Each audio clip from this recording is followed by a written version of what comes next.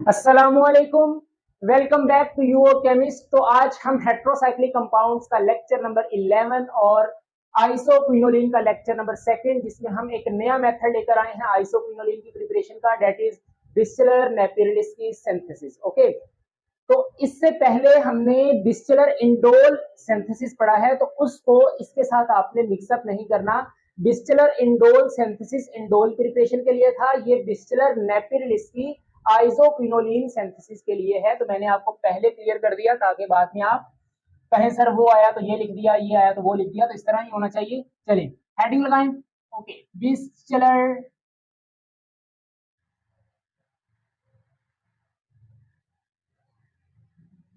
नेपियरलिस्की synthesis of isoquinoline. चलिए starting material की बात करें तो याद रखिएगा यहां पर जो हमारा स्टार्टिंग मटेरियल होगा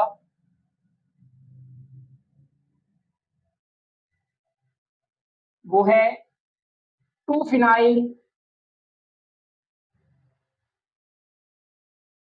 इथेन अमाइन।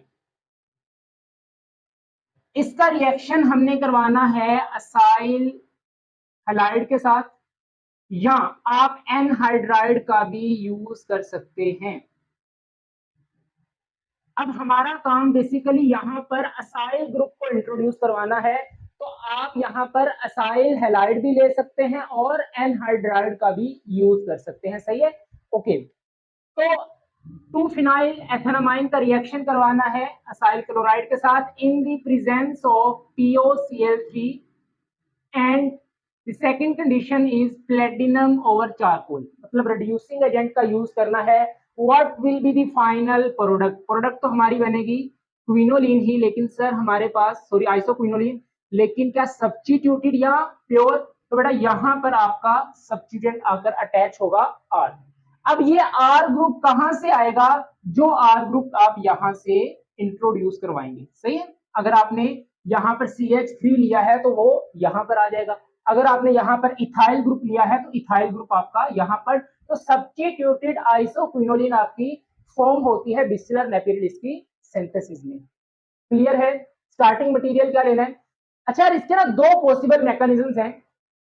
एक में हम POCl3 यूज करते हैं, दूसरे में हम इसके बगैर भी आपका मैकेनिज्म हो सकता है। तो मैं दोनों पॉसिबल मैकेनिज्म आपको करवाने वाला हूं। गूगल के ऊपर सर्च करोगे ना तो इसका यूज करेगा। ठीक है, इसकी जगह आप P2O5 का भी यूज कर सकते हो, जिंक क्लोराइड का भी यूज कर सकते हो, लेकिन विदाउट दिस रिएजेंट हम ये रिएक्शन प्रोसीड करवा सकते हैं। तो दोनों पॉसिबल मैकेनिज्म में आपको करवा सकता हूं। क्लियर है? चले यहां से आप इसकी स्टेटमेंट लिख सकते हैं। लिखूं, distiller नेपियरलिस्की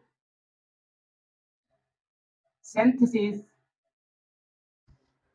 is a method to produce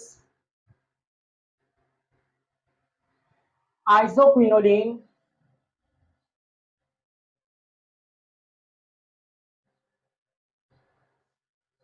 by the reaction of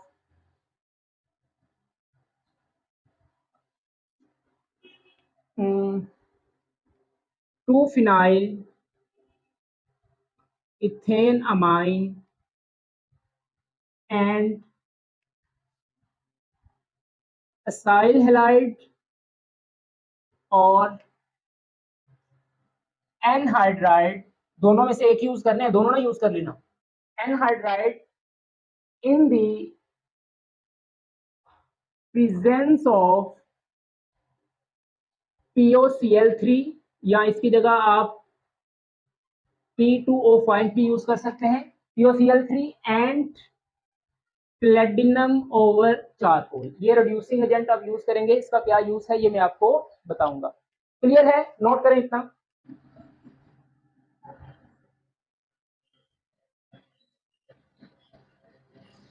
अच्छा, एक चीज मुझे अभी याद आई है कि लास्ट लेक्चर में जहां हमने आइसोक्विनोलिन का पहला लेक्चर पढ़ा है, जिसमें मैंने कुमरर स्पिरिट सिंथेसिस करवाया है, उसमें ना रिएक्टेंट में एक मिस्टेक हुई है, उसमें आप करेक्शन कर लीजिएगा। वहां पर मैंने कमेंट सेक्शन में वो कमेंट पिन कर दिया, वहां से रीड आउट कर लीजिएगा कि जो हमारे पास ये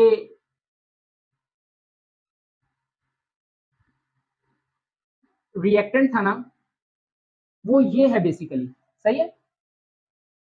ये डाई एथॉक्सी, मतलब इसको आप अगर नेम दे तो 2,2 डाई एथॉक्सी इथेन अमाइन था ना, तो ये रिएजेंट है। वहां पर मिस्टेकनली एक कार्बन ज्यादा यूज हुई है, ये तो मैकेनिज्म बिल्कुल ठीक है, बट यहाँ पर ये वाली एक्स्ट्रा कार्बन है, इसको आप रिड्यूस कर दीजिएगा, सही है। मैकेनिज्म बिल्कुल ठीक है, बट रिएक्टेंट में लिखते हुए एक कार्बन ज्यादा लिखी गई है, वो मैंने वहां पर मेंशन भी कर दिया कमेंट में, उसको आप ठीक कर लीजिएगा, सही है। तो ये वाला रिएक्टेंट आप यूज करेंगे वहां पर जस्ट, बाकी मैकेनिज्म सारा ठीक है, सही है। रिएक्शन ठीक है, मैकेनिज्म ठीक है, बस जस्ट लिखते हुए एक कार्बन ज्यादा ऐड हो गई, उसको आप करेक्ट कर लीजिएगा। चलिए, ये आपका स्टार्टिंग मटेरियल, इसका रिएक्शन आपने करवाना है लाइक आप असाइल क्लोराइड। अब आर ग्रुप में यहाँ पर मिथाइल ले लूं, कोई मसला, कोई मिसाइल नहीं। आप यहाँ पर इथाइल ले लें, कोई मसला नहीं।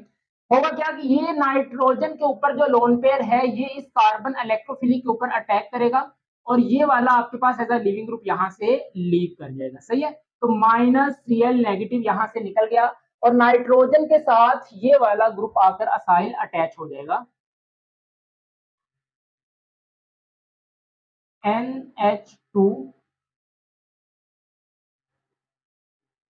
ये आपका अब R नहीं बल्कि CH3 है, सही है। और इस नाइट्रोजन के ऊपर आ जाएगा पॉजिटिव चार्ज, क्योंकि उसने लोन पेयर डोनेट किए हैं। नेक्स्ट स्टेप में आप करें यहाँ पर -H+ कर दें, भाई नाइट्रोजन के ऊपर पॉजिटिव चार्ज है तो उसको न्यूट्रल करने के लिए आप -H+ कर दें। तो जैसे ही यहाँ से हाइड्रोजन निकलेगा, तो नाइट्रोजन आपका न्यूट्रल हो जाएगा ऐसे। क्लियर है? Very good. अब आपने क्या करना है, यहां पर POCl3 का यूज करना है। तो फर्स्ट जो मैकेनिज्म है वो मैं बाय यूजिंग POCl3 के साथ करवा रहा हूं आपको। सेकंड रूट भी मैं आपको इसका करवाऊंगा। बेटा होगा क्या यहां पर कि ये नाइट्रोजन के ऊपर लोन पेयर है, ये लोन पेयर यहां पर उतरेगा, ये वाला जो डबल बॉन्ड है ये ऑक्सीजन पर आएगा, ऑक्सीजन पर नेगेटिव चार्ज, ये इस फॉस्फोरस के ऊपर अटैक करेगा, ये Cl यहां पर as a leaving group leave कर जाएगा, सही है। तो ये सारा ग्रुप POCl2 ये ऑक्सीजन के साथ जाकर अटैच होगा। तो मैं इसको जरा कंबाइन करके लिख दूंगा, ये NH यहां पर डबल बॉन्ड बन जाएगा, आगे ऑक्सीजन इसके साथ POCl2, और यहां पर आपका CH3, और नाइट्रोजन के ऊपर फिर से पॉजिटिव चार्ज। जरा गौर से देखो, यही बना आपका, देखो देखो, शाबाश। क्लियर है?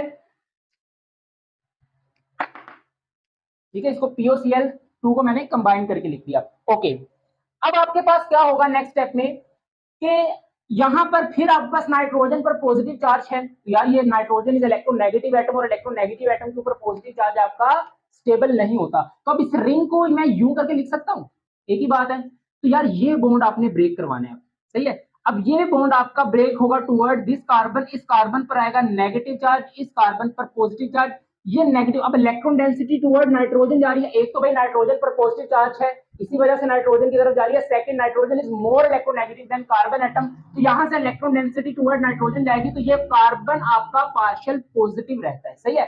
तो ये नेगेटिव इस कार्बन के ऊपर अटैक करेगा, और ये बॉन्ड फिर से नाइट्रोजन के ऊपर चला जाएगा, मतलब नाइट्रोजन से आपका न्यूट्रल हो, सही है। ओके, तो भाई ये और इस कार्बन पर पॉजिटिव चार्ज NH,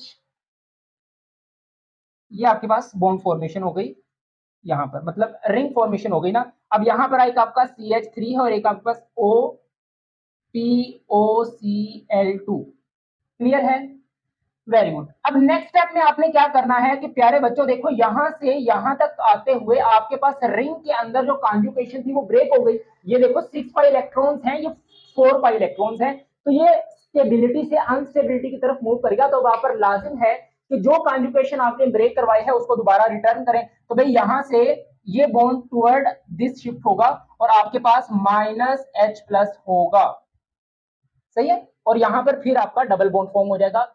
सो आपके पास यहां पर फिर से conjugation NH O POCl2 and यहाँ पर मिथाइल ग्रुप। क्लियर है? अच्छा, अब नेक्स्ट स्टेप में होगा क्या कि ये बेसिकली बेटा ये वाला जो बल्कि ग्रुप है ना आपके पास PO2Cl2, ये लिविंग ग्रुप है, सही है। अब नेक्स्ट स्टेप में होगा क्या कि ये वाला बॉन्ड यहां पर आएगा और ये वाला ग्रुप यहां से as a leaving group leave कर जाएगा, तो -H+ भी होगा और PO2Cl2 as a leaving group यहां से लीव करेगा और यहां पर आपका डबल बॉन्ड फॉर्म हो जाएगा।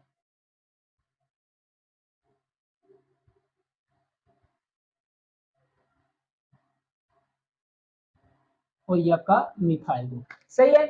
ओके, अब अभी तक हमने एक कंडीशन यूज की है POCl3, सेकंड कंडीशन थी आपकी प्लेटिनम ओवर चारकोल, मतलब आपने रिड्यूसिंग एजेंट यूज करना है and this reducing agent used to reduce to eliminate H2 molecule. Okay, अब यहां पर देखो हाइड्रोजन है तो बेटा ये बेसिकली यूज किया जाता है डिहाइड्रोजिनेशन के लिए, सही है, रिमूवल ऑफ हाइड्रोजन मॉलिक्यूल। तो जैसे ही आपने इसका यूज किया तो ये यहां से और इधर आपका डबल बॉन्ड फॉर्म हो जाएगा, तो बेसिकली आपके पास डिहाइड्रोजनेशन हुई,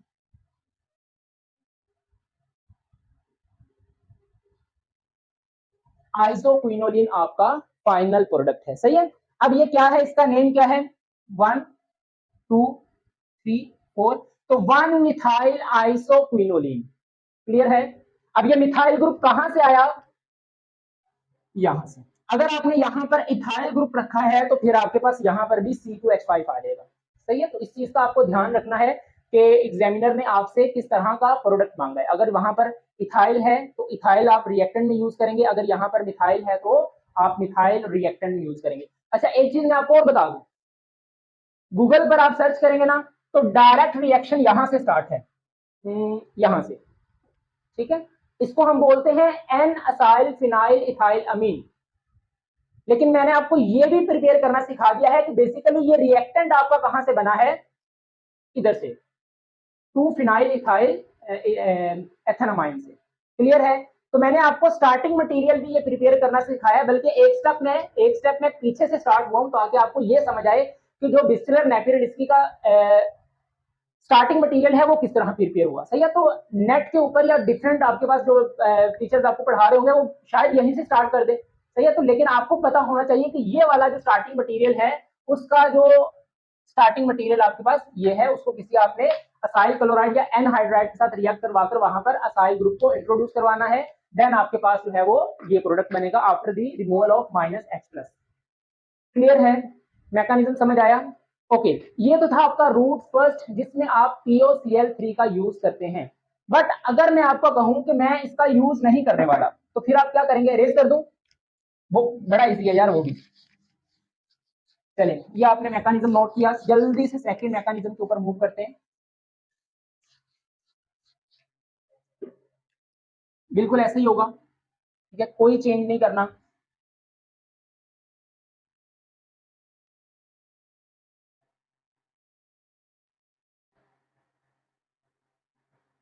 चलिए, अब मैंने ना बेसिकली यहां से हाइड्रोजन भी निकाल दिया है और Cl भी -HCl कर दिया, बजाय इसके कि मैं यहाँ पर H2 लिखकर इधर पॉजिटिव चार्ज और अगले स्टेप में यहाँ से मैं हाइड्रोजन को निकालू, तो मैंने सिंगल स्टेप में -HCl निकाल दिया, क्लोरीन यहाँ से निकला और हाइड्रोजन यहाँ से आएगा, नाइट्रोजन भी आपका न्यूट्रल हो जाएगा। अब यहाँ पर हमने क्या किया था, POCl3 का यूज किया था ना, अब इसका यूज आपने नहीं करना। अब क्या करेंगे, यहीं से ही आप रिंग को ऐसे रिप्रेजेंट करें। अब ये बॉन्ड आप ब्रेक करते हैं टुवर्ड दिस कार्बन, यहां पर नेगेटिव, इस कार्बन पर पॉजिटिव चार्ज। अब यार देखो ये वाली जो कार्बन है ये इलेक्ट्रोफिलिक in नेचर है कि नहीं, मतलब पार्शियल पॉजिटिव है, oxygen is partial negative, this carbon is partial positive. तो यार ये नेगेटिव आपके पास इस कार्बन जो इलेक्ट्रोफाइल है उसके ऊपर अटैक करेगा, सही है यार। इस नेगेटिव ये एज अ न्यूक्लियोफाइल है, तो इसको जैसे ही इलेक्ट्रोफिलिक कार्बन नजर आएगी उसके ऊपर जट से अटैक कर देगा। ओके, जैसे इसके ऊपर अटैक होगा ये वाला बॉन्ड टुवर्ड ऑक्सीजन शिफ्ट होगा, तो बेसिकली देखें अभी आपके पास रिंग क्लोज हो गई। अब इस कार्बन पर पॉजिटिव चार्ज NH, ये आपका आ जाएगा ऑक्सीजन पर नेगेटिव चार्ज और ये आपका मिथाइल ग्रुप। कोई मसला, कोई मसाइल? नो, होना नहीं चाहिए।